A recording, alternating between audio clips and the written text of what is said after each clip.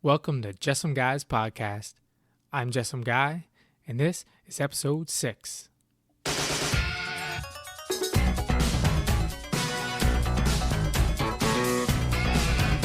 Is the molecular biology we have inherited from the 20th century merely a product of the scientific method, an inevitable set of conclusions spawned by the cumulative impartial deduction of theoretical principles from objective observations? Or was it molded, shaped, and directed by an elite establishment that had aims much broader than the pursuit of science? During the 1930s, a new biology came into being that by the late 1950s was to endow scientists with an unprecedented power over life. These 3 decades accumulated in the elucidation of the self-replicating mechanisms of DNA and had explanation of its action in terms of information coding, representations that laid the cognitive foundations for genetic engineering. Scientists could now manipulate genes in the most fundamental level and attempt to control the course of biological and social evolution. They laid claim to the secret of life. The new biology, which became known as molecular biology, emerged as a dominant disciplinary trend. Its molecular vision of life promised to function as Occam's razor, paring down the convoluted explanations offered by traditional biological fields. This new science did not just evolve by natural selection of randomly distributed disciplinary variants, nor did it ascend solely through the compelling power of its ideas and its leaders. Rather, the rise of the new biology was an expression of the systematic cooperative efforts of America's scientific establishment, scientists and their patrons, to direct the study of animate phenomena along selected paths toward a shared vision of science and society. This is The Molecular Vision of Life, CalTech, the Rockefeller Foundation, and the Rise of the New Biology by Lillie K.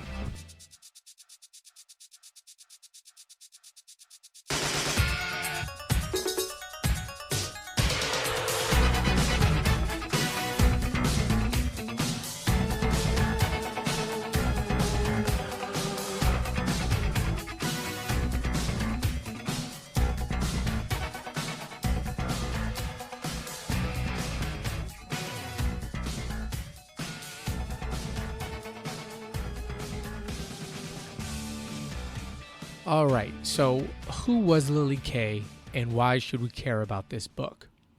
She earned her PhD from Johns Hopkins University in the history of science. She worked as a biochemistry research associate at the University of Pittsburgh and a senior research assistant at the Salk Institute. It was there that she studied the molecular biology of viruses. She taught history of science at the University of Chicago, a Rockefeller School, and spent 8 years at MIT. She was awarded a Guggenheim Fellowship, and remember what Norman Dodds said about Guggenheim. She also held guest appointments at Harvard and Max Planck Institute. So keep this in mind, she has all of the associations with and training from the elite. In her acknowledgments, she credits a grant from the National Science Foundation, who is mentioned in Wormser's book, of which its trustees is also a trustee of Carnegie and Rand. So is a part of this nexus of the spin we talk about. She acknowledges her debt to the Rockefeller Archive Center for her research grants, as well as the archivist at CalTech. And she had direct correspondence with Linus Pauling. So we should treat her similar to how we treat Quigley, in that she works with and was trained by the elite. And while there are probably many truths here that come directly from the Rockefeller archives, this could very well be a limited hangout. Like Quigley, she isn't a whistleblower, but more someone who understands and most likely agrees with, but is still critical of the means. So in her introduction on page 3, she says that the aim of this book is to understand the historical processes that propelled molecular biology to its dominant disciplinary status by uncovering the motivations and mechanisms empowering its ascent. It does so by focusing on 2 key institutions, the Rockefeller Foundation and the California Institute of Technology. As has been well documented, the Rockefeller Foundation served as the principal patron of molecular biology from 1930s to 1950s. And as stated in the opening, this didn't just evolve by natural selection, that this was directed, essentially. So on page 4, she asked the question, why was CalTech selected as a primary site, and what accounted for its remarkable influence? And she says, studied together, the trails leading to the answers reveal a synergy between intellectual capital and economic resources, a potent convergence of scientific goals and social agendas, shaped initially by the cultural imperatives of the interwar period and later modified by the experience of World War II. The Rockefeller Foundation poured $25 million into the molecular biology program from 1932 to 1959. It helped direct molecular biology in Europe, and it was in position to shape the fields in life science that fell outside the scientific domain of the federal government. And just as stated by Wormser previously, Rockefeller trustees held top administrative positions at universities. They created their own peer review system. And this reminds me of a couple articles recently published about the issues in academia with peer review studies. I'll post some links somewhere probably. But she continues that the Rockefeller projects were deeply interwoven with scientific agenda of the universities that were also supported by the Rockefeller Foundation. So in other words, science is not unbiased or objective and without directed agendas, a theme we are going to consistently hammer home.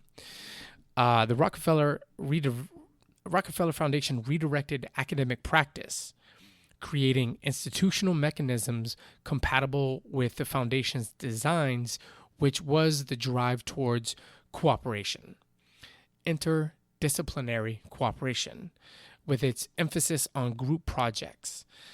This was a long-range strategy and their overarching philosophy. There basically was no longer this lone scientist in his lab, working late at night. To receive foundation grants, a scientist or researcher would be working on projects as directed and sort of would be forced to work on these projects as a team member, working with multiple other scientists from many different fields. And so, why would they do this? The term cooperation, she says, had an even broader meaning. It was more than an institutional strategy for fostering interdisciplinarity. As a modification of the extremes of laissez-faire cooperation was a political and an economic ideology of the evolving corporate structures of post-World War I America, specifically science, industry, and business. The reorganization of biology around standard of cooperation reflected this broader reorganization of American science during the Great War and the restructuring of social relations in corporate America. This is why Wormser and Congress thought that the great foundations were trying to create a socialist America. They were just reorganizing our institutions from this laissez-faire individualism to collectivism of cooperation. And as Jay Dyer has pointed out many times, the elite, have business phases in 20, 50, even 100-year blocks, where they take us from one stage to the next over the course of a few generations. So essentially, research and science was changed to mirror the corporate structure, which allowed for greater control and management from the top. So again, we see science as an industry is not objective or without agendas. She also points out the significance of the Rockefeller Foundation introducing massive and sophisticated apparatus into the field of biology. The introduction of these new technologies brought structural changes. This brought the physical sciences and engineering into biology, which was the Foundation's goal. One can think transhumanism. More fundamentally, the reification of the molecular level as the essential locus of life, with the attendant reorientation of laboratory practice, altered the epistemological foundations of biological research, making the representation of life contingent upon technological intervention. Again, think transhumanism. On page 8, she says that this new biology reflected the biases of this technocratic elite, which is biology managed by physicists. In this book, she says, addresses the intellectual and social agenda within which the Rockefeller Foundation's molecular biology program was nested, by situating the molecular biology program within the Rockefeller Foundation's Science of Man agenda, viewing the program as both scientific and a cultural enterprise. And she says on this page, and this is the important part, that the motivation behind the enormous investment in this new agenda was to develop the human sciences as a comprehensive, explanatory, and applied framework of social control grounded in the natural, medical, and social sciences. Conceived during the late 1920s, the new agenda was articulated in terms of the contemporary technocratic discourse of human engineering, aiming toward an endpoint of restructuring human relations in congruence with the social framework of industrial capitalism. The new biology was erected on the bedrock of the physical sciences in order to rigorously explain and eventually control the fundamental mechanisms governing human behavior, placing a particularly strong emphasis on heredity. So to put it in other words, social control that we're talking about here was an answer to the debate between capitalism and socialism, in which they argued that class conflict and social inequality were inevitable, but that society had to modify its individual feelings, ideas, and behaviors to conform to social interest. So rather than nationalizing the means of production and exchange as advocated by the socialists, social control advocated the nationalization of thoughts, feelings, and desires that would drive the private sector, i.e., standardize humans and human behavior to make them more amenable to capitalism. So, naturally, this was part of the Rockefeller Foundation's eugenics program. And on page 9, she says that the Rockefeller Foundation has always supported eugenics and social control through selective breeding. But obviously, this gained a nasty stigma once the Nazis did it. So therefore, they moved it into scholarly research of molecular biology.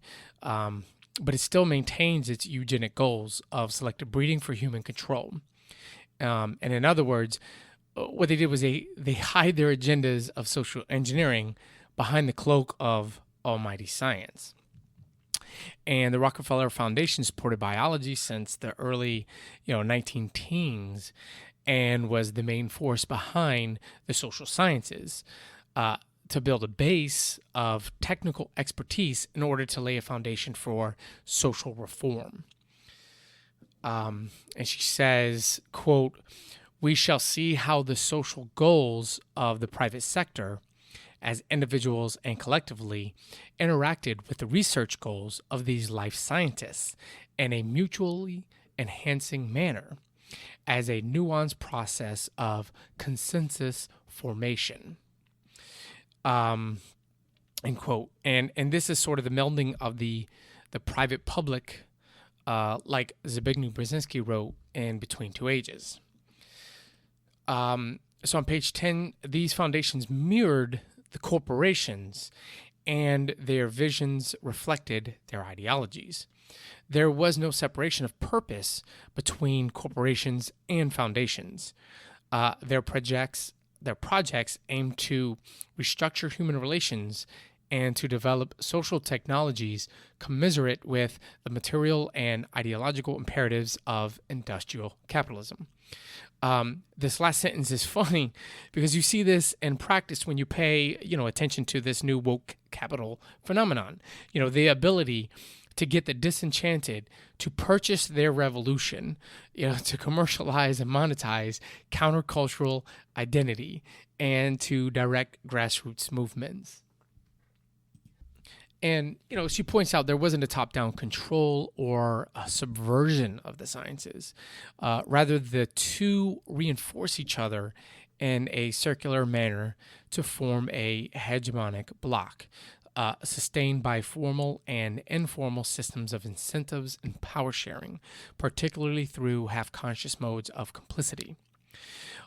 So the elite scientists, such as Jonas Salk, also believed in a form of a technocratic society to heal man's social ills. And though many of the scientists were unaware of their role in the agenda, but were part of this consensus building, they were complicit. To better understand this relationship, she refers to Gramsci's writings on cultural hegemony. Now, I'm not going to get into that here. That's further reading, but in summation, it's the idea that the ruling class of society manipulate the culture of that society, and that the beliefs and the mores and the worldviews of this ruling class is the accepted cultural norm. So on page 15, she says one of the other reasons for CalTech was that being a new school, it could create its own this new life science without interference from other more established disciplines. They wished to create this new life science based upon cooperation with the physical sciences and engineering. The engineering setting would be especially compatible with this new technology-based biology. Again, as you can see, they were planning this sort of transhumanism even back in the 30s. And so why did the Rockefeller Foundation choose the molecular vision of life over other biological studies? And this is sort of Kay's hang-up with this whole book is, and she was critiqued by her peers for digging into this avenue. And she says, in short, there were different possible human sciences. Why did the Rockefeller Foundation's Science of Man agenda privilege a molecular vision of life? The answer to this question is embedded in the matrix that linked the particular forms of social control sought by that agenda with the specific kinds of control supplied by the new biology. It was their goal of social control.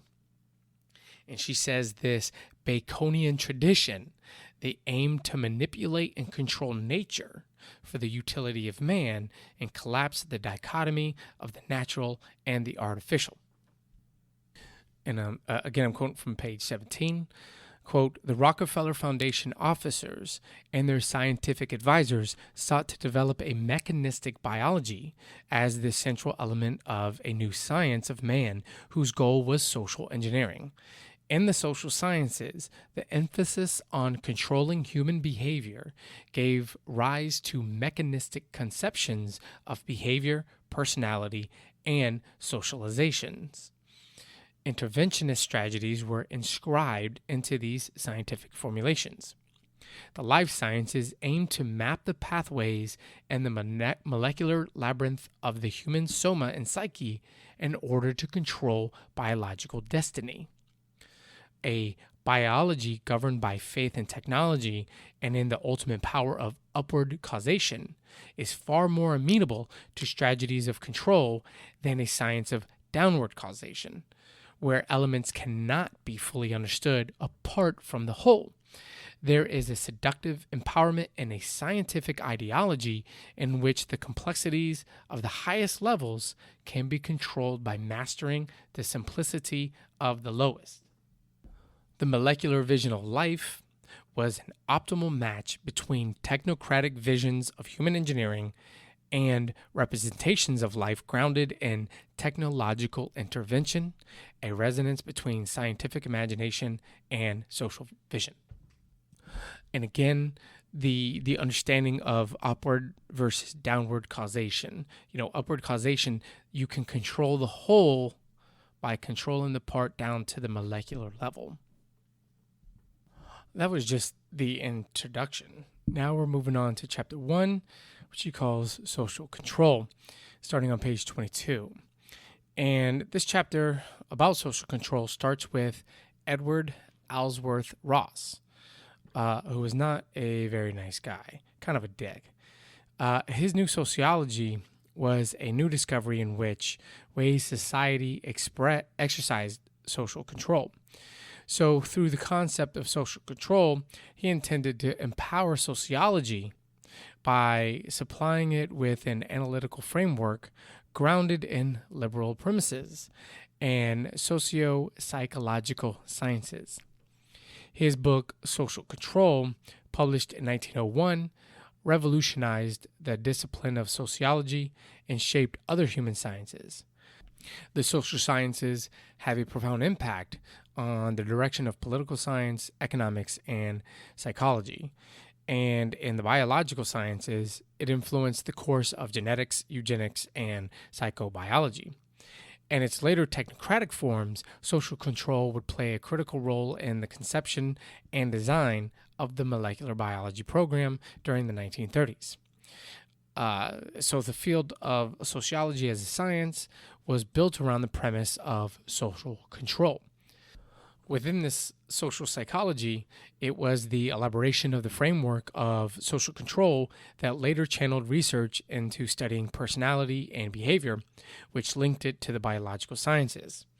And what we see over the next couple pages, starting with 24, which has already been described in other books, is the melding or blurring the lines between public and private, with large corporations of industrial capitalists, their tax-exempt foundations, university research and development departments, and government policy based on the foundation-funded social sciences. And on 26, we see the Rockefeller Foundation trustee outlined the policy of social control. And she points out that these captains of industry saw that scientific management worked so well in the workplace that it could also be applied to the social sciences. So the investment into research wasn't an end to itself, it was an investment in social reform. So, American eugenics wasn't about creating this pure or master race. Its only concern was social control of man within the historical categories of race and class. Moving along on 28, birth control, sex education, maternal health, venereal diseases, and population control were all Rockefeller influenced and eugenic in conception. I'm personally going to add abortion to this list due to the NSSM 200 and other documents that make this perfectly clear that it is also a part of eugenic agenda. The foundations played a key role in the creation of a hegemonic bloc. Their resources and prestige in the fields of social control were instrumental in the formation of consensus between social and political elites in the academia. She actually refers to the Walsh Commission and their findings, just as we did in our last show on Worms's book.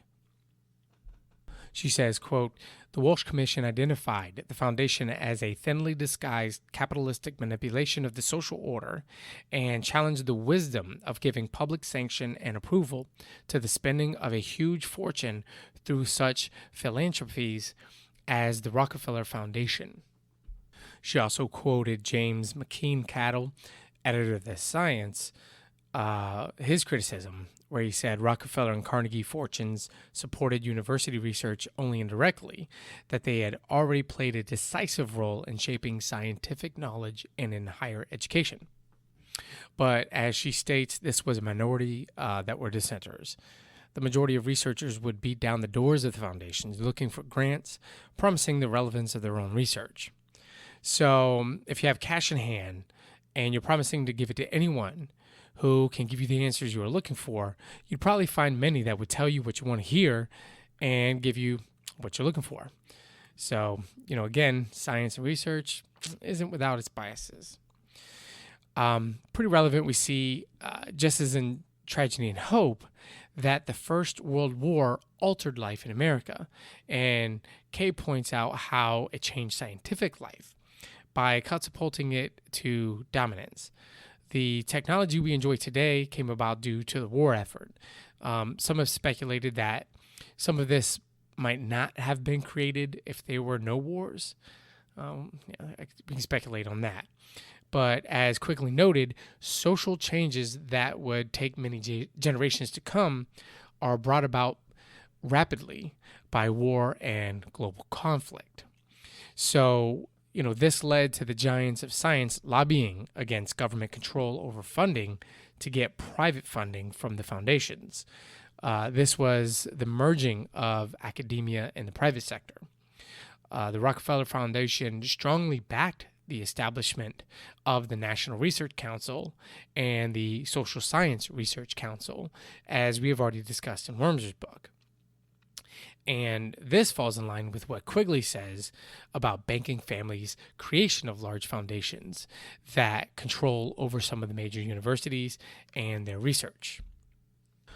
On page 33, she points out, like other leaders in business and academia, Fosdick, who was running the Rockefeller Foundation at the time, understood the exegesis of history and the 1920s business culture of cooperation, with its dependence on teamwork and management, could no longer subscribe to the naive 19th century laissez-faire or to the rugged individualism of a frontier society any more than it could surrender to Bolshevik oppression. Somewhere in the scheme of things, Fosdick believed there had to be a place for social intervention based on neither populist prejudice and mob rule nor totalitarian coercion, but on the principles of excellence, rationality, and science. The role of the Rockefeller Foundation was to supply the resources and mechanisms for such a system of excellence through the processes of top-down democracy. Science was its reservoir of theoretical knowledge and technical expertise. So basically what she's saying is scientism and technocracy was this third way to move past laissez-faire and to avoid its dialectical opposite, socialism. And again, the role of the foundation was to supply these resources and mechanisms for such a system. The Rockefeller leaders bought into this concept of cultural lag, which means that the social ills of society are due to technology advancing quicker than the culture could process and adapt. So this was their justification for social control of the masses. On 34, Fosdick leads the calls for social control to be based on the same kind of fearless engineering in the social fields as that of the physical sciences. The human sciences, he says, like biology, eugenics, and the social sciences, can, quote, tame the savage. This is how they view us, by the way. His invocations of social control reflected the pervasiveness of this conceptual framework. She says the thesis acquired greater scientificity, higher resolution, and more specific technical formulations derived from engineering, eugenics, physiology, psychology, statistics, sociology, and mass media. Social control attained a particularly strong expression in areas of human engineering, in the new field of behaviorism, and most significantly in sociology, where the emphasis on behavior and the mission of scientism combined to stimulate highly technocratic formulations of social control. Now, she clarifies here that the term human engineering came to denote the application of scientific principles and technical methods to the social and educational processes associated with the maintenance of social order, which is stable families, work groups, rational management of changing sexual and racial relations. The Rockefeller-funded research of Robert Yerkes gave clout to the studies into personality. Personality became a prime object for students of human engineering because it was central to the two key levers for psychobiology as a technology of power over labor, the worker and the family. Personality was an anchor for the control of expanding bodies through the control of work and sex. She says this reduction of this idea as capital over labor isn't the complete picture. What she's saying here is the emphasis put on personality studies and the study of behavior was explicitly linked to the science of social control through sex and labor.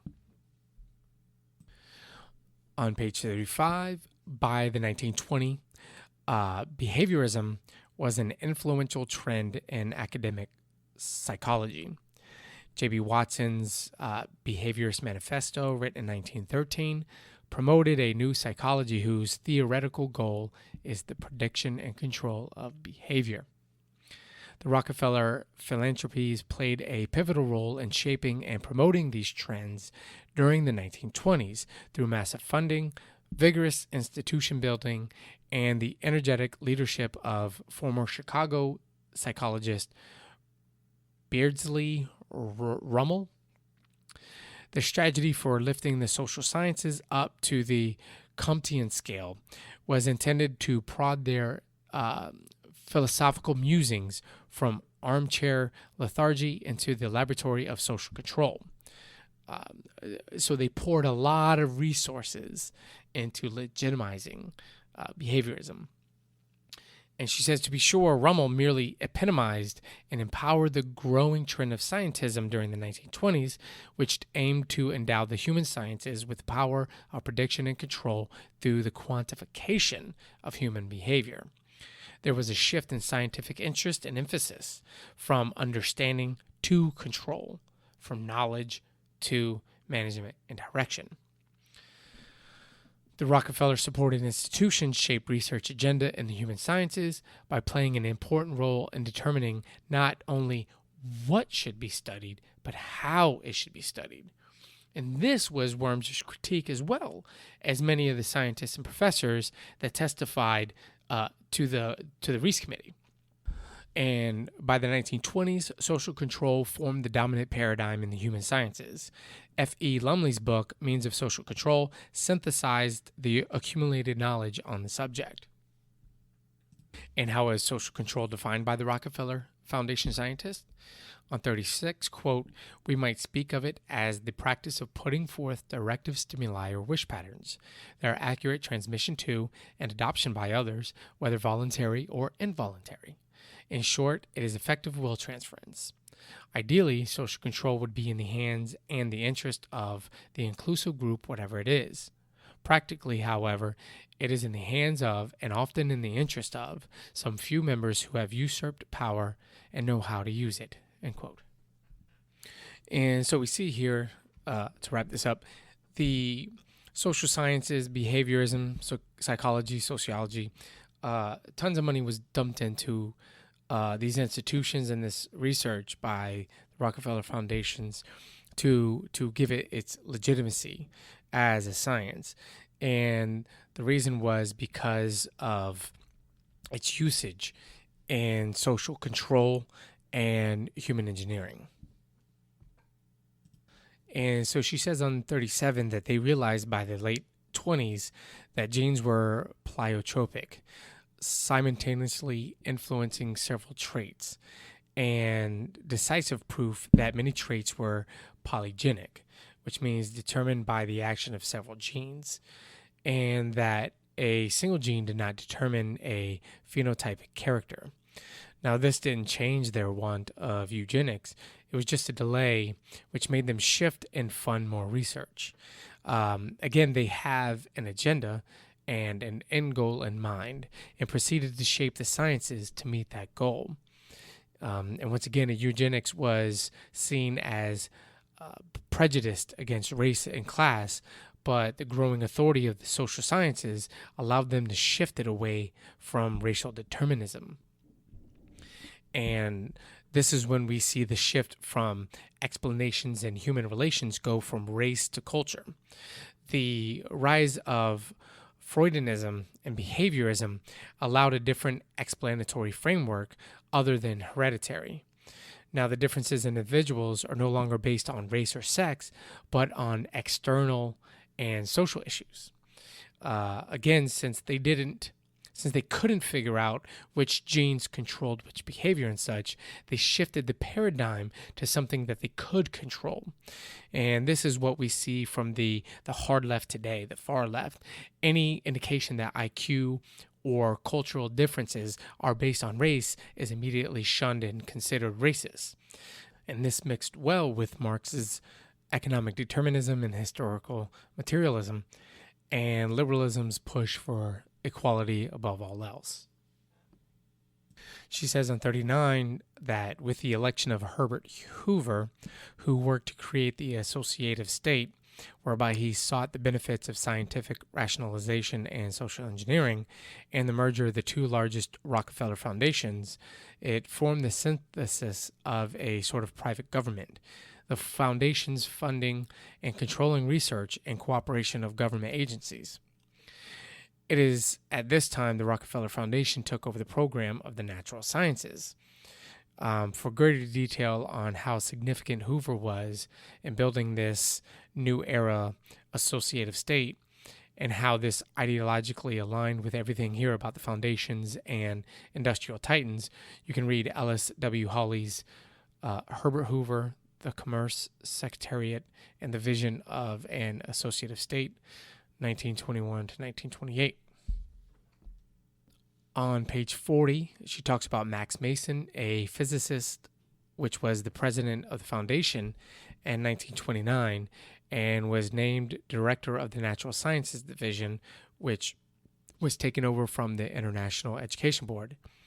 At that time, he had developed a consuming interest in behavioral research, and particularly in the possibility that the physical sciences, working closely with and through the biological sciences, could shed new and revealing light on the normal and abnormal behavior of individuals and ultimately on the social behavior of groups of men. Now, Mason met with President Hoover and generated a project engaging wide professional networks that linked Hoover's Committee on Social Trends, the National Research Fund, and the Rockefeller Foundation to projected scientific research during the 1930s. And again, this is this private-public partnership that forms the spin network. And this might start getting a little tedious, but the point needs to be hammered home.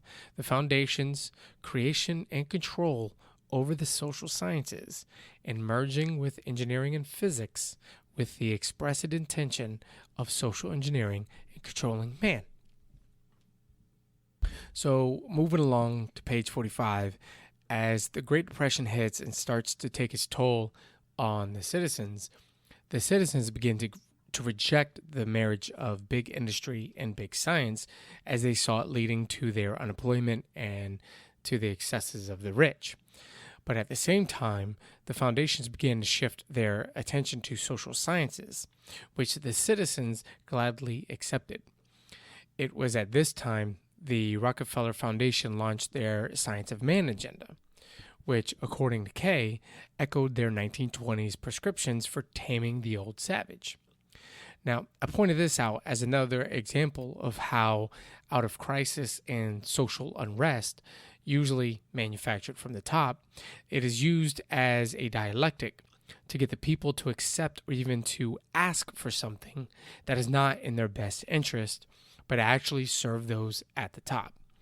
The Rockefeller Science of Man agenda is based on eugenics and controlling man's behavior, and yet The people of the day were supportive of this because they thought it was some form of welfare. And again, it is on this page that the questions are asked and the goals are made obvious. On 46, she says they wished to develop a new biology and a new psychology, as well as special developments in math and physics and chemistry that are fundamental to those fields.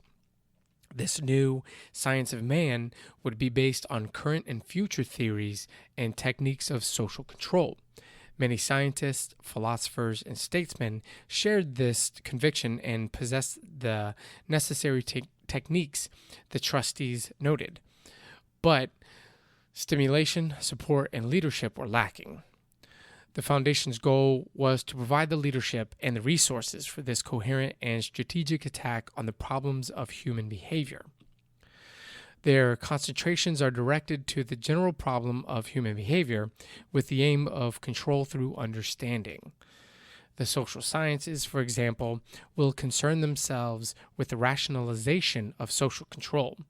The medical and natural sciences propose a closely coordinated study of the sciences which underlie personal understanding and personal control. And Kay notes that the design of this new science of man mirrors the early eugenics programs, but under the guise of human welfare with this new flowery language. Psychology at the time was, quote, primitive, and it is described as tied to moral philosophy. Now, this would have to be restructured before it could have a central role in the Rockefeller Foundation program. Edmund E. Day, director of the Foundation's Division of Social Sciences, had written in 1930 that the validation of the findings of social sciences must be through effective social control, with human engineering as the endpoint of research. The objectives of this newly organized division echoed the concerns of the SSRC. Remember what Wormser said about them, noting the ubiquitous techniques of social control grounded in modern methods of communication, advertising, and mass psychology. Think Edward Bernays here. Again, the objectives of this new division was techniques of social control grounded in modern methods of communication, advertising, and mass psychology. So moving to chapter 2, starting on page 58, this chapter deals with the growth and founding of LA and subsequently CalTech and their relation with the wealthy elite of the West. And on page 60, it deals with how CalTech trustees acquired the San Fernando Valley. They created a water famine, established themselves within the city's water board, seized control of the water supply by creating an aqueduct diverting the Owens River to the San Fernando Valley. Now, this ruined the growers in the Owens Valley, collapsed real estate there, and turned a lush valley into a man-made desert. Then they had Congress pass the Hoover Dam bill to tap into the Colorado River, and all this to create enough hydroelectric power in Southern California, and this sped up the industrial growth of the area. So this is kind of assholes we're dealing with here, by the way. And as discussed in my interview with Jay Dyer, page 61, the Rockefellers and the J.P. Morgan groups heavily financed the motion picture industry. Now, this makes sense with what we just learned about what Edmund Day said about using communication, advertising, and mass psychology as social engineering. Take into consideration the writings of Edward Bernays, Jacques Ellul, Jean Baudrillard, probably murdered that one, Walter Lippmann, and etc., we see how powerful of a tool movies and television has become, not just for propaganda, but for human engineering and social control. One could easily deduce that the major impetus for banking elite to create and fund the motion picture industry was for this exact reason.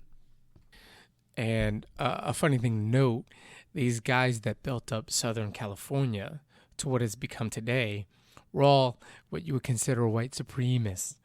Kind of funny, but Notice how all of these people always seem to be impervious to this cancel culture that we have today. Taking down people's statues and pictures and such like that because of the racial views that they held a long time ago. But anyhow, 63, page 63, you get an idea how these people viewed themselves and how they look down upon us. If you read 62 through 63, you will see that in California, they led the nation in eugenics. And just a fun game, go look up abortion statistics per state. Then compare the total abortions and number of facilities to the demographics, like race and income, per state, and tell me if you notice any correlation. And another thing to point out, and this doesn't have much to do with the main points of this book I'm trying to parse out here, but it's still relevant, is the elite capitalist use of unskilled foreign labor. She talks about this on 63. They also recognize the destructive force it has on cohesion within communities. It's something to think about. But moving along, on 68, we see the growth of CalTech, and we see that the Rockefeller Foundation, Carnegie Foundation, and the National Research Council, they all worked as one body. And then on 69, cooperation replaces laissez-faire, something we talked about earlier. This is the move to a more technocratic establishment. It was at this time Herbert Hoover was bringing the ideals of this associative state that formed a type of private government. Universities and the research scientific industry was being reorganized around the principles of scientific management, or in other words, institutions were being organized like corporations. CalTech, which was able to be free from traditional universities being built out west in a new frontier, was the central hub. Now, I'm no expert on the subject, but I think that this cooperation that she calls the structure between institutions is often mistaken for socialism. And I think this is why we see major capitalists fund what we think is socialist movements. It puts more power into the institutions that they privately control under the guise of public welfare. It's like what we discussed in episode 1 with the spin networks. And as Kay has already pointed out, that molecular biology was the framework chosen because of an upward causation, control of all the molecular components, and you control or predict the whole. But if all the small components are acting individually, that sort of prevents upward causation. Therefore, you see the change to cooperation between institutions and disciplines. And again, as you see, the metaphysics of the life and social sciences matched the metaphysics of the technocratic elite. Their findings and theories were not independent of their biases.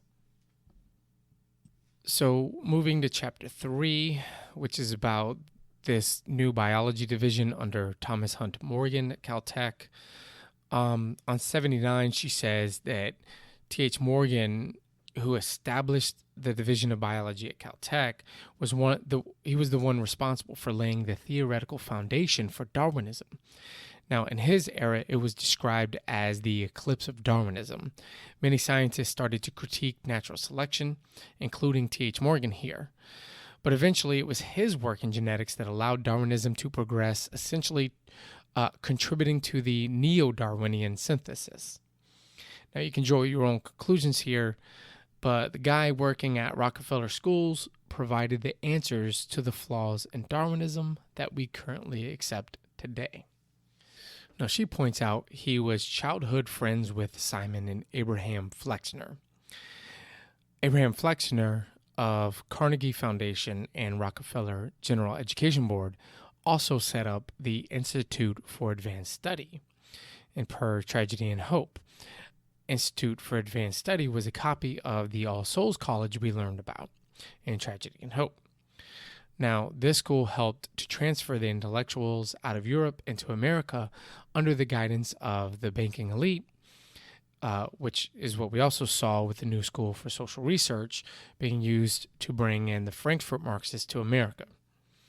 So to say that advances in science in the 20th century was under the guidance and control of the banking elite would be an understatement. The Institute for Advanced Study was also the safe haven for refugees like Einstein, Oppenheimer, John von Neumann, and George Kennan, as well as others.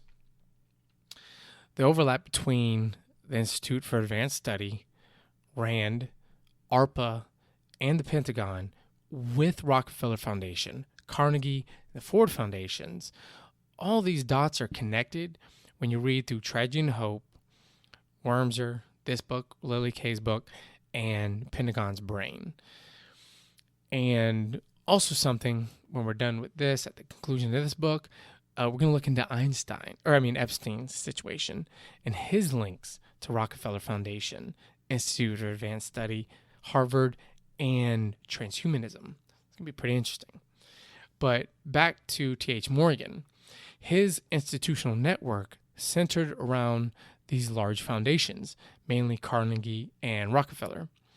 And Carnegie had, by 1928, supported 20 doctoral theses in genetics. Many postdoctoral fellows were trained under Morgan through fellowships of the National Research Council, which, as we see here, as well as Wormser's book, was a Rockefeller Foundation created and funded institution. The International Education Board also supported the work of Rockefeller Fellows. And she notes on 79 that even before the opportunity to build a new program at CalTech emerged, Morgan had been self-consciously molding the future of biology, pinning the advances of the field on an intensified cooperation with physics and chemistry. The grip of the mechanistic view of life had already, during the 1910 and 1920 decades, turned Morgan into an enthusiastic advocate of a new cooperative physico-chemical biology. Morgan, with others, edited the noted Lippincott series, publications devoted primarily to promoting the mechanistic approach to life.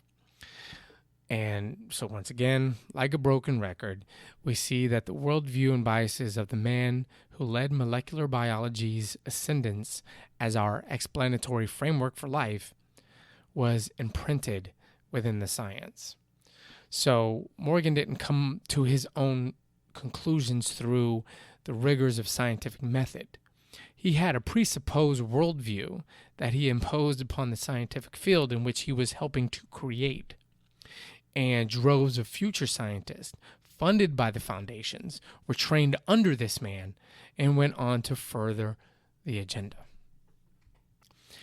And we see on page 80 that CalTech, the school that Morgan came to create the biology department, was heavily funded through its links to industry, business, and foundations.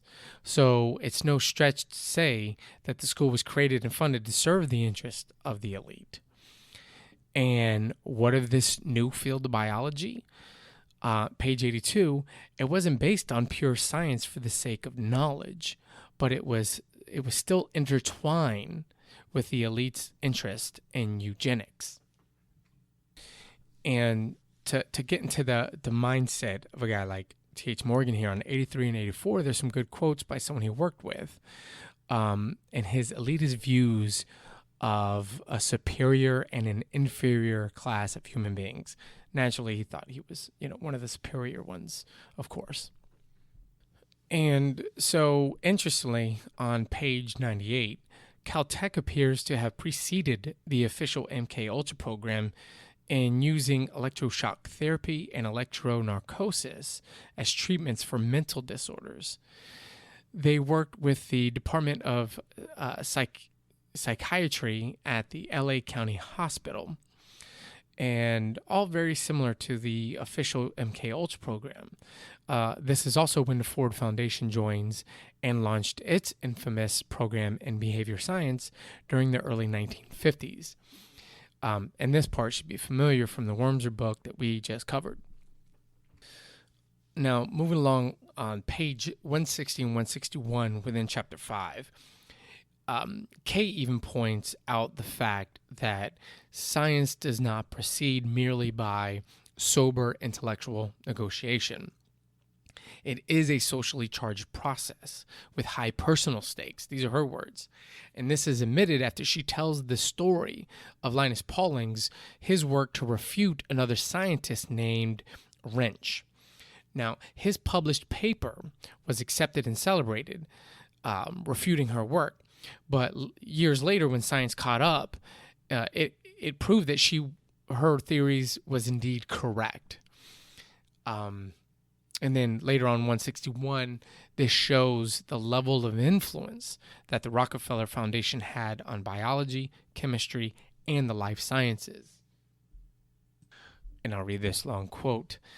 By mid-1939, the Krellin Laboratory, in conjunction with the expanded Kirchhoff Laboratory, represented, at least on paper, a comprehensive joint effort in chemistry and biology, lumping together all those scientists supported by the Rockefeller Foundation, whose research interests apparently matched the aims of its new program in physiochemical biology.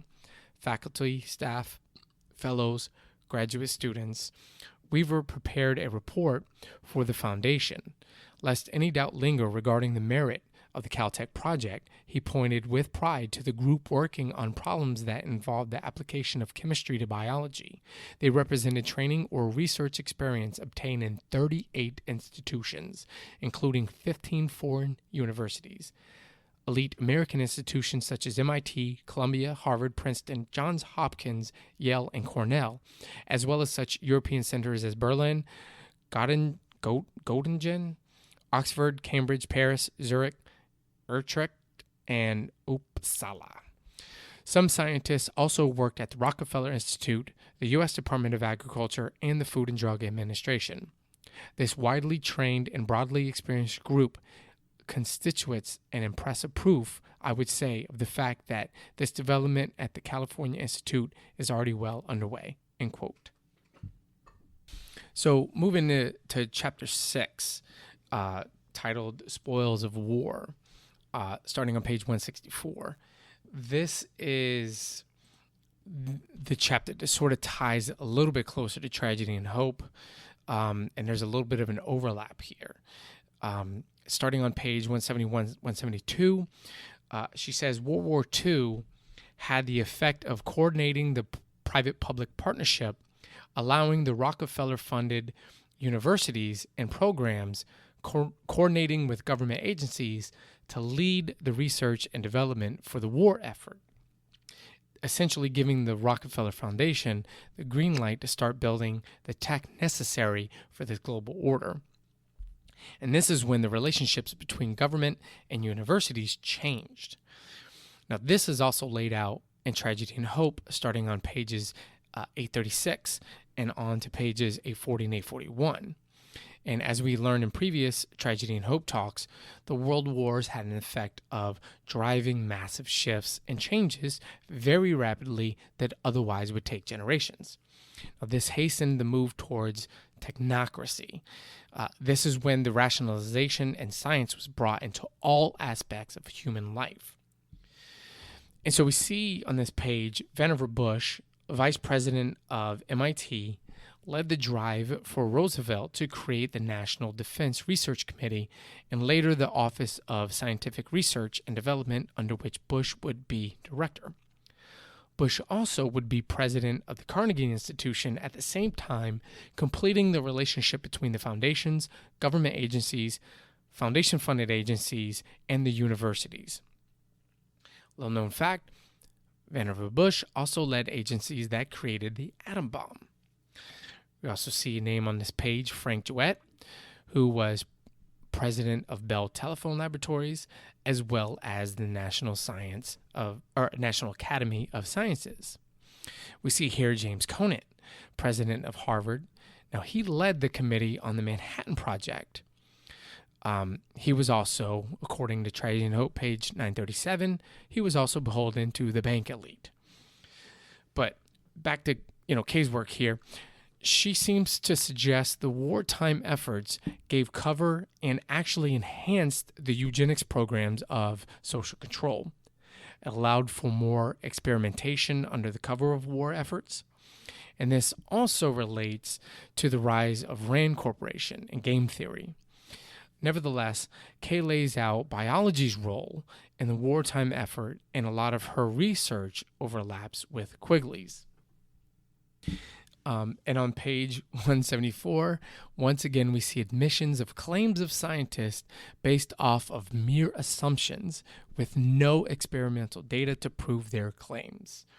When she talks about Pauling's views and assumptions on antibody molecules and such. You could read the whole story if you want. So now we get to page 217, which she calls Interlude 2, at a crossroads shaping of post-war science. Now, why does science need shaping? It's just a thought. But the segment is called Rockefeller Foundation and the New World Order. Very interesting. So, post-World War II, the foundations wished to move their agenda internationally. But a divided Europe, after the war, was still united on the front of preventing American hegemony and resisted at all cost. This, of course, was an impediment to the goals of the foundations, particularly in the areas of the social sciences.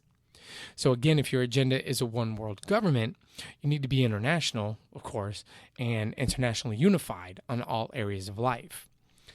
Now, she says they had the foresight to understand government's expanding roles in international projects, and this would constrain the foundation's role. They decided to jump in immediately, while things after the war was still fluid. And on 218, she says this is something they did during and post-World War I as well. And we see that the Rockefeller Foundation activities in science, health, social science, etc., worked in conjunction with the Council on Foreign Relations to help shape American foreign policy. Now remember, the Council on Foreign Relations is a Rockefeller Carnegie Ford banking elite creation, as we learn in Tragedy and Hope. Again, wars break down existing structure. Then these assholes come in to, quote, aid in reconstruction, not physically, but institutionally. But World War II had the opposite effect, in that the foundations lost contact with Europe.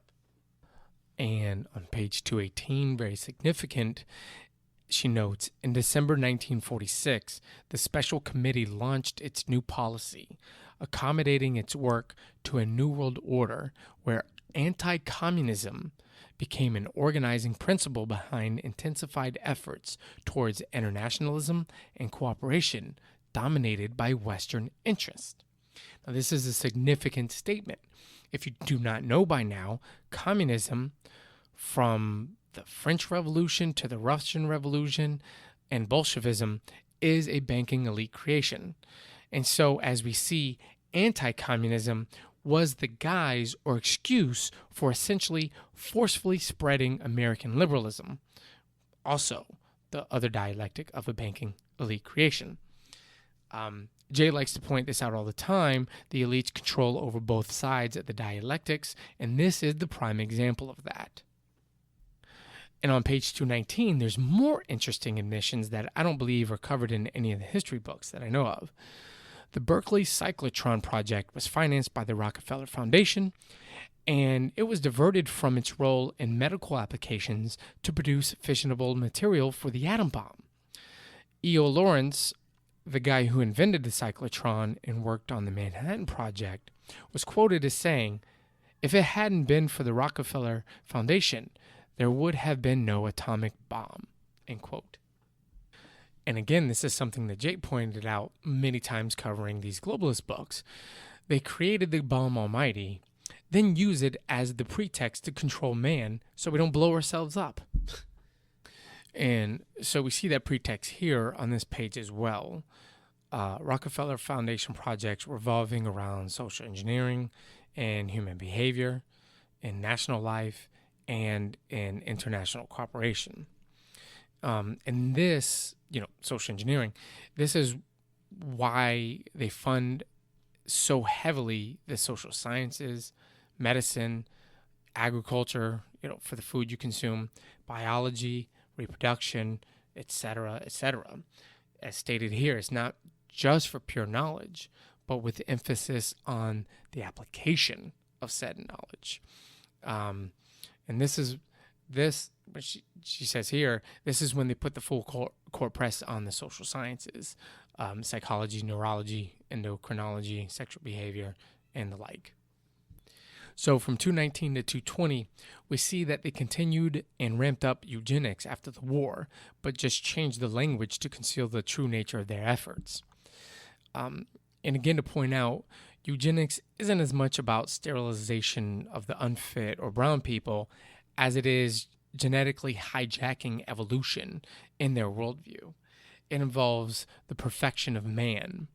But these people see about 90% of us as no more than just, shaved down talking monkeys. But they place the genetic control of human behavior at the center of its psychobiology program in the early 1930s. After the Nazis and the Holocaust, the stigma of social control through technocratic means forced them to completely wipe the language clean of these terms. They just changed the rhetoric and the definitions of the words and terms. And we see this happen constantly today from the left. You can't win an argument. They just redefine the words to mean something that fits your narrative and goals. So, when you read the white papers from these institutions, she points out you'll see new words like understanding and international cooperation. This is where characters like Edward Bernays came in with, PR and advertising and spin.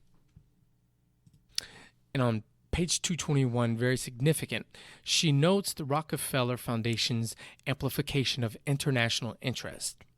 Now, they predicted this New World Order polarized by this Cold War. The Marshall Plan, which was European reconstruction aid, was on paper to stimulate production and trade to stave off communism, or what they called containment. Now remember, we just talked about earlier that anti-communism would be their organizing principle to go international. And the Marshall Plan supplied a framework, and this is in her book, the Marshall Plan supplied a framework within which foundation activities could be aligned with foreign policy. The foundation, in fact, helped shape the course of the Marshall Plan. Allen Dulles, which was a Rockefeller Foundation trustee, and the Council on Foreign Relations, which you know is one of their creations, ran a research project to formulate prescriptions for post-war Europe. The CFR and the Marshall Plan realigned trade patterns within Western Europe and between Europe and the rest of the world. And from 221 to 222, and so with the agenda of social engineering, the Rockefeller Foundation agenda includes population, communication, and cooperation, spanning a continuum of biosocial, sexual, and environmental problems, languages, cultural and anthropology, political science, the humanities, problems of ethics, morals, and human relations. Given the Rockefeller Foundation wish to be international, you can see their role in these studies forms their agenda in biology, which on this page is clearly spelled out for us once again. The primary justification for the studying the fundamental mechanisms of soma and psyche was the promise of intervening in the course of human behavior on a global scale. Again, the primary justification for studying the fundamental mechanisms of soma and psyche was the promise of intervening in the course of human behavior on a global scale. And following on 223 and 224, we see post-war science starting to come under the umbrella of government control and the waning influence of the Rockefeller Foundation domestically at the time that they were pushing to be international. The Rockefeller Foundation trustees, quote, predicted this. Now, anytime that the people that shape the world say they predict things, it's almost a dead giveaway that it was indeed actually the plan. And so we see Vannevar Bush, if you can remember him, he helped shape the governmental agency that would direct domestic science. So again, another governmental agency ran by a Rockefeller Foundation trustee. And, on 224, we see, and it's funny, was the pushback from the scientists who enjoyed working for the private sector. One of their criticisms were that they would be pushed in predetermined directions by government agencies and wouldn't have the intellectual freedom to follow their own paths. Meanwhile, Kay points out this contradiction, that this is exactly what functioned under the research led by the foundations. It's pretty funny. Now we go from 225, 226, we start to see a little bit more about Linus Pauling himself, his worldview of, his scientific techno-based utopianism. And she says on 226 that Pauling's grand proposal to build the molecular science discipline was transforming post-war molecular biology into, quote, big science, a multi-unit research enterprise centered around sophisticated technology. She notes the historical significance that Pauling, an outsider to biology, could enter the field and define what was important, what constitutes life, or the difference between animate and inanimate, and what should be researched. And by reducing biology, he succeeded in promoting a lasting trend of an interventionist technology-based biology. Again, some call this transhumanism. And she even admits that this is the level of the influence the Rockefeller Foundation had over the sciences. And understanding that this is their epistemology, all their interpretations of what they find through scientific inquiry gets filtered through this lens, and their facts that you see published in journals and such are based on this explanatory framework. And to further drive this home, biophysics was what she says was the linchpin of CalTech's division, the combination of the fields of biology and physics. And on 233, she states, biophysics represented the extreme case of technology-driven research. Biology to Linus Pauling was a relay system of technologies. And she notes there was no separation of the Rockefeller Foundation's technocratic goals of social engineering and the scientists at CalTech's technocratic vision of life. They had a convergent social and scientific ideologies. In other words, the Rockefeller Foundation didn't have to force scientists or direct them. They simply funded the research to the scientists that already had the same worldviews that would help their agenda. So again, we make the point, science is not without human biases or agendas. And I want to point out on 238, 239, she talks about after World War II, CalTech's biology department, which wasn't affiliated with any medical schools, it gained legitimacy in the field of medical knowledge. Their new molecular biology removed all rhetoric of eugenics and connection with the old eugenics. But we see, and she points out, that the Human Betterment Foundation trustees who ran eugenics programs agreed to dissolve their foundation, turn over its assets, and transfer its activities to CalTech.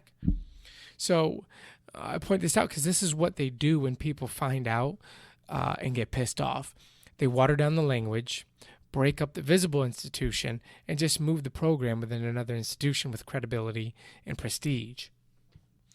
And of course, prominent newspapers like the New York Times celebrated the funding of this new field, and Kay points out, page 239, their considerable power over its image making in the public media. We should know the control over the press the foundations have from reading Tragedy and Hope. But here's another example. George Gray, America's most prominent science writer, wrote a story for Scientific American about CalTech placing the program in the vanguard of life science research. He was celebrating this new molecular biology, again, giving it legitimacy and credibility. Well, what you should also know is Mr. Gray here was also a staff member of the Rockefeller Foundation. He would visit CalTech to prep confidentiality monthly reports on CalTech for the foundation trustees. And this is something we should definitely take away from this story here. And keep in mind, with today's events, how controlled the press is and their role in legitimizing ideas and institution and people that basically are employing them. So now we move to the epilogue, starting on page 269. And on page 270, it's interesting to note that Watson, of Watson and Crick, the DNA guys, he was groomed by Delbruck of the Rockefeller Foundation. And Watson, while in Europe, would inform Delbruck of his progress, who would then relay it to Pauling at CalTech. So I find that a little interesting. And on 273 to 274, molecular biology had the cognitive apparatus for direct genetic intervention. And Kay asked the question, was this the goal all along? Was this directed from the Rockefeller Foundation? Were there ideological continuities? And she says yes. She is telling us that there is continuity from the early Rockefeller Foundation control days of the 1920s up to the military-industrial complex control of the Cold War. And with a pluralistic mode of patronage, public and private, the ideology of technocracy went from concentrated to dispersed throughout science and academia. In the 1950s, when the Rockefeller Foundation was trying to become international, they handed off the program domestically to the Ford Foundation, who then funneled money into behavior sciences. And this is roughly the time when MKUltra was pretty much in its prime. And this is what the Reese Committee found, and Worm's book mainly covered. And zeroing in on Pauling, while leading the molecular biology at CalTech, he received nearly $1 million in grants from the Ford Foundation for biochemical studies on mental deficiency, and his interest in biological basis of human behavior went back to the 40s. His intrigue with the big three of heredity, intelligence, and social planning assumed a more precise technocratic meaning, according to Kay. And in 1958, Pauling went on TV to describe his scientific utopia. And this is a quote from that. He says, "We shall have to find in some way to purify the pool of human germplasm so that there will not be so many seriously defective children born. We're going to have to institute birth control and population control." And she says he wanted to institute an interventionist social control. And then moving to 275, on this next page, he describes what seems to be early MKUltra techniques. He says, quote, "We may now have reached the time when a successful molecular attack on psychobiology, including the nature of encephalonic mechanisms, consciousness, memory, narcosis, sedation, and similar phenomena, can be initiated." And this isn't just Pauling. She says Pauling was not alone in his utopian visions of rational control based on the new biology. At a meeting sponsored by the Ciba Foundation in 1963, about 200 distinguished scholars, primarily biologists, gathered to speculate on, quote, man and his future, in light of the revolutionary discoveries in molecular biology. She quotes a Joshua Lederberg at this convention, predicted that in no more than a decade, the molecular knowledge of microbes would be applied to the human genome.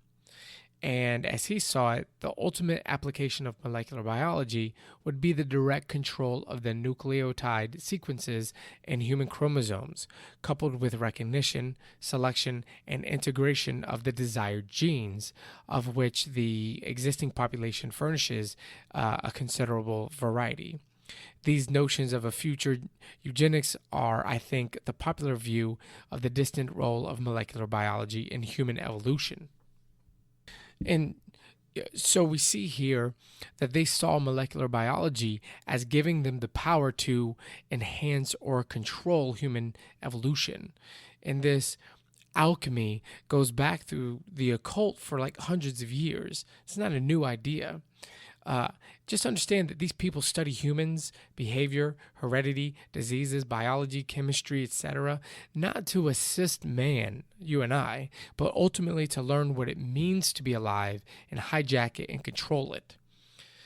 Also, you should download and read this book, Man and His Future, by the Ciba Foundation.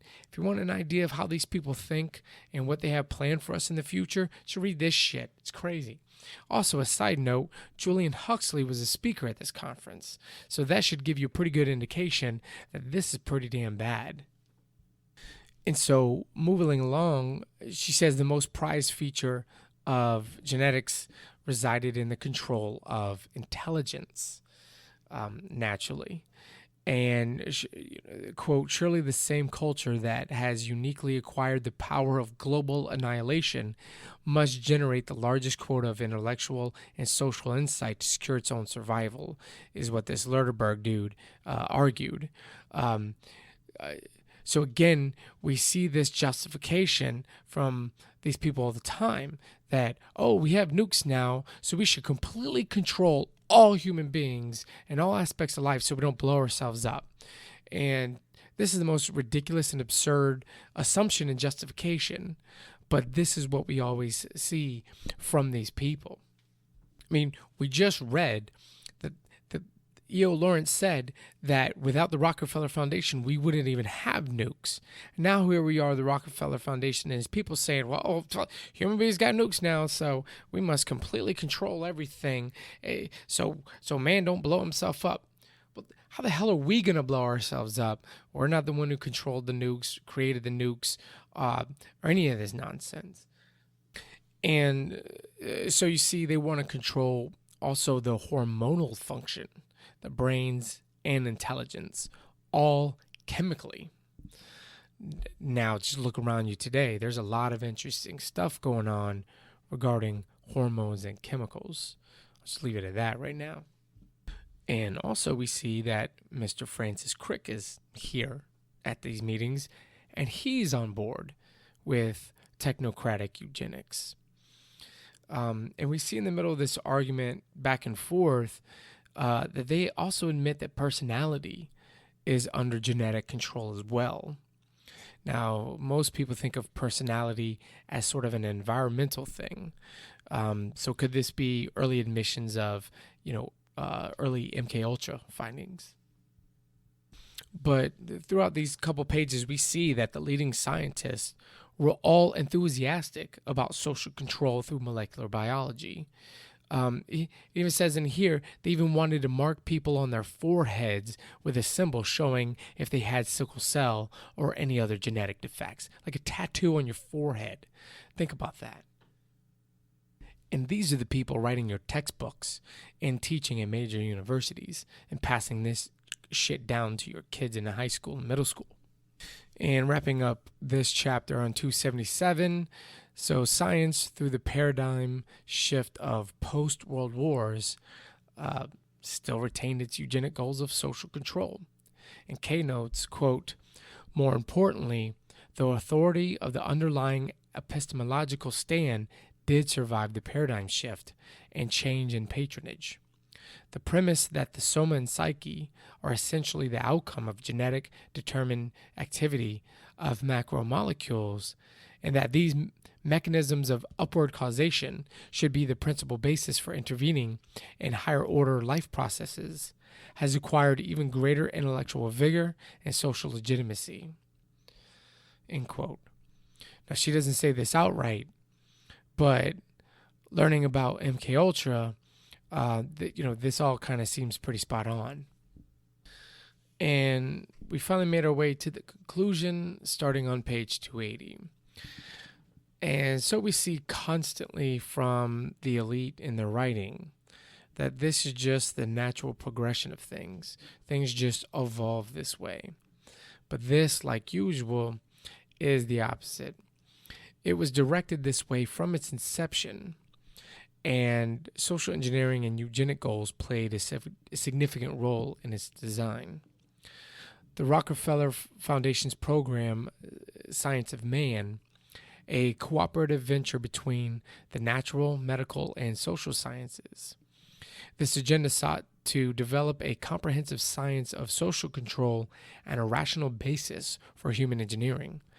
It was a scientific and cultural enterprise shaped by the historical contingencies of the tumultuous era of the 1920s and 1950s. CalTech was the site to accommodate this agenda. And like other institutions we read about in Wormser's book, it was built up and controlled by the Rockefeller Foundation interests. Its credibility and prestige was also a function of the Rockefeller Foundation. The rise of the new biology was a process of consensus formation in which the Rockefeller Foundation and academic elite reinforced each other's interests, forming a hegemonic bloc sustained by a system of incentives and power sharing. And Kay gives this same criticism as did the professors and scientists at the Reese Committee, that science was directed by the Foundation's funding, their control over peer review, and the prestige they built through their own funded institutions. The lack of funding in other areas helped contribute to their circular mechanisms of claims and authority. The purpose of dumping millions into selected research that reinforces the presuppositions of the agenda, it legitimizes in the public's mind and gives social authority to the agenda under the guise of, quote, science, whereas all other competing sciences get ignored, covered up, and attacked.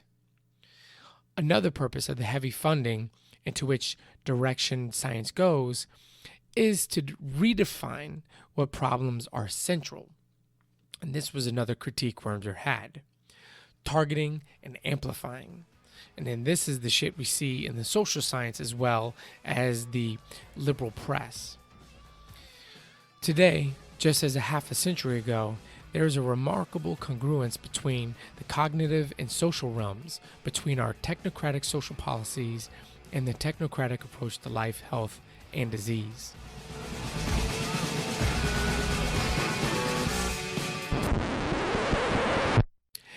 And now for the bonus content.